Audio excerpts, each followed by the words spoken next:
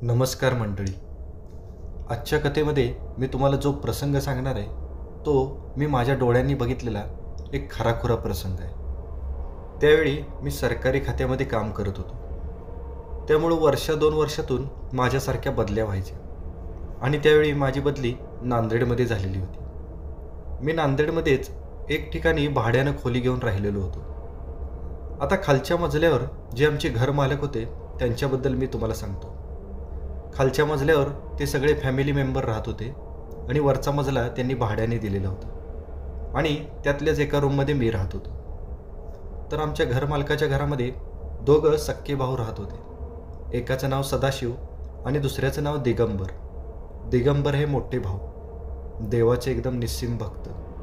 त्यांची देवावर एवढी श्रद्धा होती की त्यांनी आपल्या घरासमोरच एक छोटंसं मंदिर पण बांधलेलं होतं. त्या मंदिराचा सगळा खर्च, तिथली सगळी देखरेख दिगंबर आप्पाच बघायचे.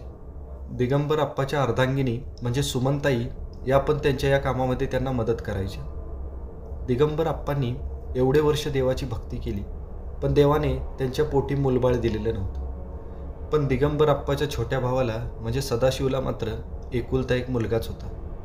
त्याचं नाव बाळासाहेब, पण सगळेजण त्याला प्रेमाने बाळूच म्हणायचे. दिगंबर आप्पांचा बाळूवर खूपच जीव. ते नेहमीच म्हणायचे, देवानं मला जरी मुलगा नाही दिला तरी बाळू हा माझ्या मुलापेक्षा कमी नाही. जेवढं सदाशिवरावांचं स्वतःच्या सख्ख्या मुलावर प्रेम नव्हतं तेवढं आप्पा बाळूवर प्रेम करायचे. आप्पांना बाळूची एवढी सवय झालेली होती की आप्पा बाळूशिवाय एक दिवससुद्धा राहू शकत नव्हते. बाळू पण आप्पाच्या खूपच जवळ होता. त्याचं पण आप्पांवर खूपच प्रेम होतं. बघता बघता बाळू लहानाचा मोठा झाला आणि आता तो 20 वर्षाचा झाला होता. 12वीची परीक्षा झालेली होती आणि तो आता पुढच्या शिक्षणासाठी बाहेरगावी जाणार होता. घरातल्या सगळ्याच जणांना खूपच वाईट वाटत होतं, कारण बाळू घरातल्या सगळ्यांचाच लाडका, घरातला एकुलता एक मुलगा. पण त्यातले त्यात आप्पा मात्र खूपच जास्त नाराज होते, कारण आप्पा आजपर्यंत बाळूला सोडून एक दिवससुद्धा राहिलेले नव्हते. त्यांची इच्छा होती की बाळूने इथंच राहून शिक्षण करावं, पण बाळूला जे शिक्षण घ्यायचं होतं त्याची कॉलेजेस इथं जवळपास नव्हती. त्यासाठी त्याला बाहेर जावंच लागणार होतं. पण आता शिक्षणासाठी जावं लागणार असल्यामुळं आप्पांनी बाळूला विरोध केला नाही. बाळू आता पुढच्या शिक्षणासाठी तिकडे निघून गेला. जसा बाळू घरातून गेला तसे आप्पा थोडेसे उदास दिसायला लागले. पण हळूहळू त्यांनी त्यांचं मन दुसऱ्या गोष्टींमध्ये गुंतवायला सुरुवात केली. ते आता दिवसभर मंदिरामध्ये जाऊन बसायला लागले. आप्पा मंदिरामध्ये असले की बरेचसे लोक आपल्या समस्या घेऊन आप्पांना भेटायला यायची. आप्पा देवाचे निस्सीम भक्त असल्यामुळं ते त्यांना काहीतरी मार्ग सांगायचे आणि लोकांना पण आप्पाच्या सांगण्याचा खूपच फरक पडायचा. त्यामुळे आप्पांची ख्याती पण हळूहळू वाढायला लागली होती. आसपासच्या गावातले लोक आपल्या समस्या घेऊन आप्पांकडे यायला लागले होते आणि आप्पा मंदिरामध्ये बसून त्याच्या समस्यांचं निवारण करायला लागले होते. पण एक दिवशी अचानक काय झालं काय माहिती, आप्पांची तब्येत अचानकच बिघडली. आप्पांना दवाखान्यामध्ये ॲडमिट केलं. डॉक्टरांनी सगळ्या प्रकारच्या टेस्ट केल्या. सदाशिवराव आप्पांसोबत दवाखान्यामध्येच होते.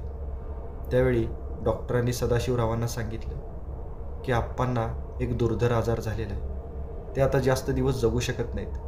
त्यामुळं तुम्ही त्यांना हॉस्पिटलमध्ये ठेवू नका, त्यांना तुम्ही घरीच न्या आणि त्यांची सेवा करा.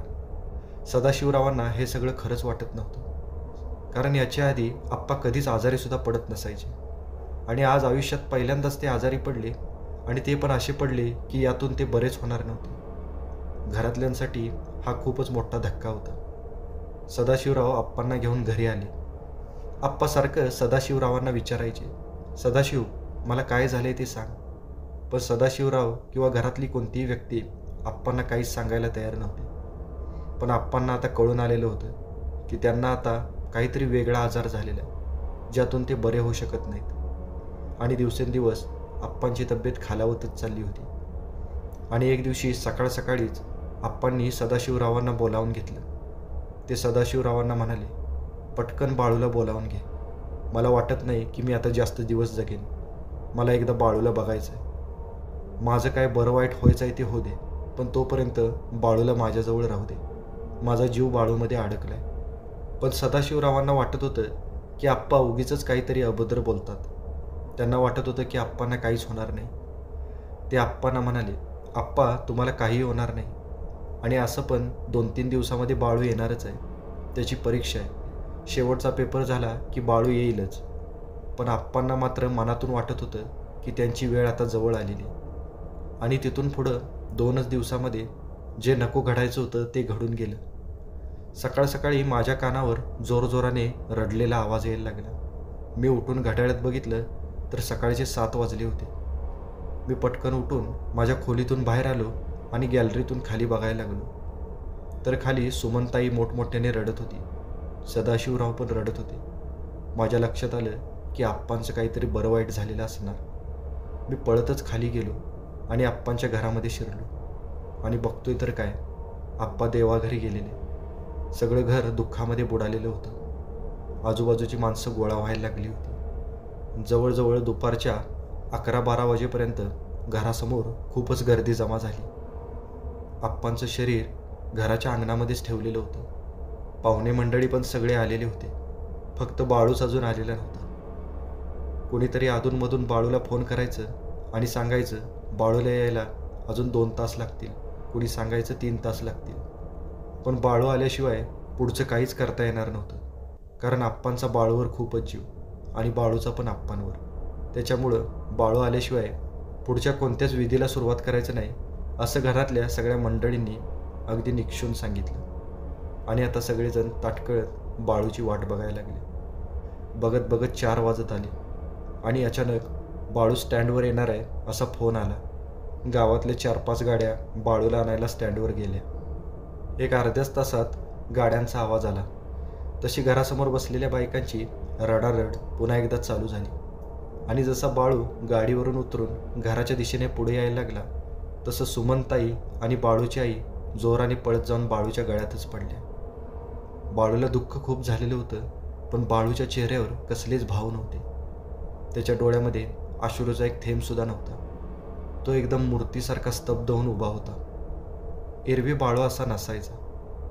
तो जरी कमी बोलका असला तरी यावेळी मात्र त्याने रडायला पाहिजे होतं. त्याने घरातल्या लोकांशी बोलायला पाहिजे होतं. पण तो तसं काहीच करत नव्हतं. तसं घरातल्या सगळ्या व्यक्तींना वाटलं की बाळूला आप्पांच्या जाण्याचा खूपच मोठा धक्का बसलेला असेल. त्या धक्क्यातून तो सावरला नसेल. सदाशिवराव बाळूजवळ गेले आणि ते त्याला आप्पाच्या जवळ घेऊन गेले. बाळूने एकदाच आप्पांकडे बघितलं आणि तो ताडकन उठून उभा राहिला आणि पुन्हा माघारी बघत घराकडे चालायला लागला. तो घरामध्ये गेला आणि त्याने स्वतःला एका खोलीमध्ये बंद करून घेतलं. तसं घरातली सगळी मंडळी त्या खोलीकडे धावली. सदाशिवराव मोठमोठ्याने दार वाजवायला लागले. ते बाळूला म्हणायला लागले, बाळू असं का करतोयस? अरे तुझ्या आप्पांचा अंतिम विधी करायचा आहे. पटकन बाहेर ये. असं करू नकोस. आम्हाला मान्य आहे की तुला खूपच दुःख झालं आहे, पण हे असं करून चालणार नाही. तुझे आप्पा जरी गेले तरी ते तुझ्यासोबत कायम राहतील. असं सदाशिवराव बोलत होते नव्हते तेवढ्यात अचानक आतल्या खोलीतून एक आवाज आला. मी कुठेही गेलेलो नाही. मी इथेच आहे आणि बाळू पण माझ्यासोबतच आहे आणि मी बाळूला घेतल्याशिवाय कुठंच जाणार नाही. आता हा आवाज ऐकून सदाशिवराव एकदम दचकले आणि तो आवाज हुबेहूब आप्पांसारखं वाटत होता. सदाशिवरावांच्या स्वतःच्या कानावर विश्वासच बसत नव्हता. ते म्हणाले, बाळू हे तू काय बोलतोयस? तसा आतून पुन्हा एकदा आवाज आला, सदाशिव मी बाळू नाही, मी आप्पा आहे. मी बाळूला सोडून कुठेही जाणार नाही आणि मी गेलो तर बाळूला माझ्यासोबत घेऊन जाईन. तसं मात्र सदाशिवरावांना खूपच भीती वाटायला लागली. त्यांचे हातपाय थरथर कापायला लागले. सुमनताई आणि बाळूची आई या दोघी पण आतमध्ये आल्या होत्या. त्या दोघींनी पण बाळूचं बोलणं ऐकलेलं होतं. सगळे एकदम कावरेबावरे झाले. खोलीमध्ये बसलेल्या बाळूचा आवाज आप्पांसारखा कसा येतोय हेच त्यांना कळत नव्हतं. आता सदाशिवराव बाळूला दरवाजा उघडण्याची विनंती करायला लागली. जवळजवळ 10-15 मिनिटानंतर बाळूने दरवाजा उघडला आणि बाळू पुन्हा बाहेर आला. बाहेरच्या लोकांनी आप्पांचं ते शरीर उचललं आणि अंत्यविधीसाठी ते त्यांना स्मशानभूमीमध्ये घेऊन जायला लागले. आप्पांची प्रेतयात्रा आता पुढं जात स्मशानाच्या दिशेने चाललेली होती. सदाशिवराव आता स्मशानभूमीकडे निघून गेलेले होते. जवळजवळ 15-20 मिनिटं बाळू वेड्यासारखा बडबडतच होता आणि अचानक स्मशानभूमीतून धुराचे मोठमोठे लोट दिसायला लागले. तसा बाळू ताडकन उठला आणि जोरजोराने घराच्या कंपाऊंडमधून बाहेर पळत गेला. तो त्या डांबरी रस्त्याने जोरजोराने पळत स्मशानभूमीच्या दिशेने चालला. तसे स्मशानभूमीतले सगळे लोक आश्चर्यकारक नजरेने पळत येणाऱ्या बाळूकडे बघायला लागले आणि 2च मिनिटं तो स्मशानभूमीच्या मुख्य दरवाजासमोर थांबला आणि उजव्या बाजूला पुन्हा पळायला लागला. तसं सगळ्या लोकांच्या लक्षात आलं की उजव्या बाजूला एक मोठी विहीर आहे. बाळू आता पळता पळता ओरडायला लागला होता, बाळू मी येतोय, मी तुला घेऊन येतोय. तसं सदाशिवरावांना याचा अर्थ कळला. ते विजेच्या चपळाईने पळायला लागले. त्यांच्या पाठोपाठ 3-4 तरणीबाण मुलं पण पळायला लागली. त्यांनी कसं तरी पळत पळत बाळूला गाठलं. बाळू विहिरीच्या एकदम जवळ गेलेला होता. सदाशिवरावांनी बाळूच्या शर्टाची कॉलर पकडून त्याला जोरात आपल्याकडे ओढून घेतलं. 4-5 मुलांनी बाळूला जोरात आवळून धरलं. पण बाळूच्या अंगामध्ये आज एवढं बळ कुठून आलं होतं काय माहिती. तो 4-4 मुलांना पण ऐकत नव्हता. खूपच कालवा झाला. बाळू धडाधड सगळ्यांना लाथा मारायला लागला. तो सारखा म्हणत होता, मी दिगंबर आप्पा आहे, मी बाळूला सोडून कुठेही जाणार नाही. बाळू आता ऐकतच नव्हता. पुन्हा अजून 4-5 लोक सदाशिवरावांची मदत करायला आली. त्या 8-10 जणांनी बाळूला जोरात आवळून धरलं. बाळू खूपच प्रतिकार करत होता. तो त्या 8-10 माणसांना सुद्धा ऐकत नव्हता. पण शेवटी बाळूचं शरीर थकलं आणि तो शांत पडला. कुणाला काय करावं ते सुचत नव्हतं. पुन्हा सदाशिवराव बाळूला घेऊन घरासमोरच्या मंदिरामध्ये गेले. तसं मंदिरामध्ये असलेला दुसरा एक पुजारी जो आप्पांसोबतच त्या मंदिराची देखभाल करत होता, तो पळतच सदाशिवरावांजवळ आला आणि त्यांना म्हणाला, सदाशिवराव, मला असं दिसतंय की आप्पांचा आत्मा बाळूच्या शरीरामध्ये आलाय आणि आप्पांचं बाळूवर खूपच प्रेम असल्यामुळं आप्पांचा आत्मा बाळूला सोडून इथून जायला तयार नाही. ते बाळूला घेऊन जायचा प्रयत्न करायला लागले. तसं सदाशिवराव खूपच घाबरले.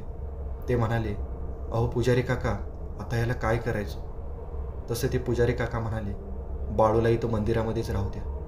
आणि त्यांनी बाळूला तिथं मंदिराच्या गाभाऱ्यामध्येच बसवलं. बाकीचे सगळेजण बाळूच्या आजूबाजूला बसले. थोड्या वेळातच बाळू शुद्धीवर आला. पण ते शरीर जरी बाळूचं असलं तरी आतून बोलणारी व्यक्ती ही दिगंबर आप्पाच होती. आप्पा पुन्हा म्हणायला लागले, मी बाळूशिवाय नाही राहू शकत, मला बाळूला घेऊन जाऊ द्या. तसं सदाशिवराव बाळूच्या शरीरातील आप्पांना म्हणाले, आप्पा असं करू नका, आम्हाला माहिती आहे तुमचं बाळूवर खूप प्रेम आहे, पण त्याला असं घेऊन जाणं हे योग्य नाही. बाळू आमचासुद्धा मुलगा आहे, आम्हालासुद्धा बाळूची गरज आहे. आणि तुम्हाला बाळूसोबत राहायचं असेल तर तुम्ही बाळूच्या मुलाच्या रूपाने पुन्हा जन्म घ्या. असं म्हणल्यानंतर दिगंबरराव मोठमोठ्याने हसायला लागले. ते म्हणाले, हो असंच होईल. आता बाळूचं लग्न झाल्यानंतर त्याच्या घरी जे पहिलं बाळ जन्माला येईल ते मीच असेल. असं म्हणून आप्पा मोठमोठ्याने हसले आणि अचानक बाळू बेशुद्ध पडला. सदाशिवराव आता बाळूच्या तोंडावर पाणी मारायला लागले. तसा बाळू पुन्हा शुद्धीवर आला. त्याला आता कळलं होतं की आप्पा आपल्याला सोडून गेलेले आहेत. तो मोठमोठ्याने ओक्साबोक्षी रडायला लागला. त्यानंतर जवळजवळ 2 वर्ष मी नांदेडमध्ये काम करत होतो.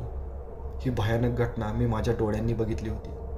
तसं मी भूताखेतांवर कधीच विश्वास ठेवत नव्हतो किंवा पुनर्जन्मावर पण मी कधीच विश्वास ठेवत नव्हतो. पण ही घटना बघितल्यापासून मी खूपच वेगळ्या पद्धतीने विचार करायला लागलो होतो. आणि ही घटना झाल्यानंतर साधारणतः 5-6 महिन्यामध्येच बाळूचं लग्न लावून दिलं. त्यानंतर बाळूला पहिला मुलगा पण झाला. तो मुलगा हुबेहूब दिगंबर आप्पांसारखाच दिसत होता. बाळूने आणि सदाशिवरावांनी त्याचं नाव पण दिगंबरच ठेवलं. त्या सगळ्यांचा असाच समज आहे की आप्पाच त्यांच्या पोटी पुन्हा जन्माला आलेले. आता खरं काय आणि खोटं काय हे देवालाच माहिती. पण हा प्रसंग आज जरी मला आठवला तरी माझ्या मनाला चटका लावून जातो.